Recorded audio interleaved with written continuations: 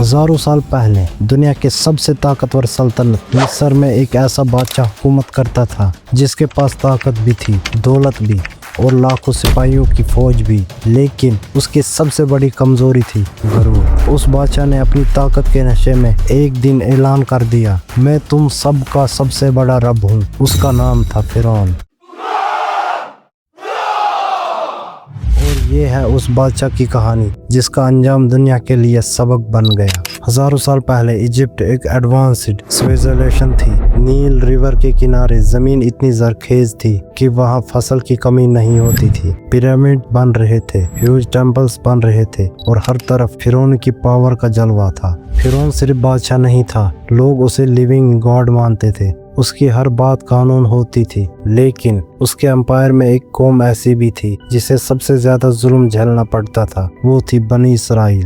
बनी इसराइल को गुलाम बना दिया गया था, उनसे सख्त मेहनत करवाई जाती, पिरामिड्स बनवाने से लेकर महल तक सब काम उनसे करवाया जाता, लेकिन उन्हें मिलता था सिर्फ जुल्म। फिरौन को डर था कि अगर ये कौम कभी ताकतवर हो गई तो उसकी हुकूमत खतरे में पड़ जाएगी। इसी डर ने एक दिन उसे एक खौफनाक फैसला करने पर मजबूर कर दिया। एक रात फिरौन ने एक ख्वाब देखा। उसने देखा कि एक बच्चा पैदा होगा जो उसकी सल्तनत को खत्म कर देगा। इसी ख्वाब ने उसकी नींद उड़ा दी। उसने मसीर बुलाए और जब उन्होंने कहा कि ये बच्चा बनी इसराइल में पैदा होगा तो फिरौन ने एक जालिमाना हुक्म दिया, बनी इसराइल के हर नए पैदा होने वाले लड़कियों को मार दिया जाए। और फिर मिस्र में एक खूनी सिलसिला शुरू हो गया। इसी दौर में एक बच्चा पैदा हुआ, मूसा। उनकी माँ को डर था कि फिरौन के सिपाही कभी भी घर आ सकते हैं, लेकिन अल्लाह ने उन्हें एक अजीब हुक्म दिया, बच्चे को संदूक में रखो और दरिया में छोड़ दो। सोचो, एक माँ अपने बच्चे को पानी के हवाले कर रही है,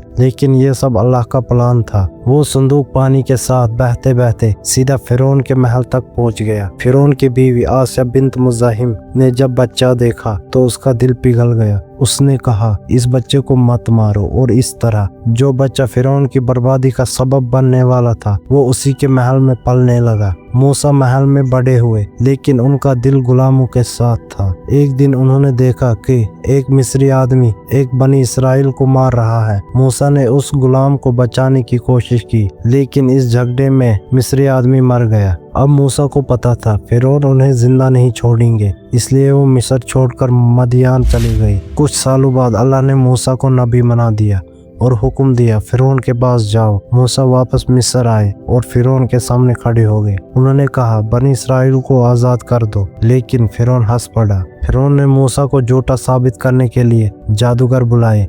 एक बड़ा मुकाबला हुआ। जादूगरों ने अपनी रस्सियां फेंकी, वो सांप जैसे लगने लगी। फिर मूसा ने अपना अस्सा फेंका, वो एक बड़ा सांप बन गया। जादूगर समझ गए ये जादू नहीं, ये अल्लाह का मौजज़ा है, और वो सजदे में गिर गए। आखिर मूसा अपनी कौम को लेकर मिस्र से निकल गए। फिरौन अपनी फौज के साथ उनके पीछे भाग गए। सामने था समंदर, पीछे थी फौज। तब अल्लाह के हुक्म से समंदर दो हिस्सों में बट गया। मूसा की कौम बच गई, लेकिन जब फिरौन उस रास्ते में घुसा तो पानी वापस आ गया और दुनिया का सबसे घमंडी बादशाह समंदर में डूब गया।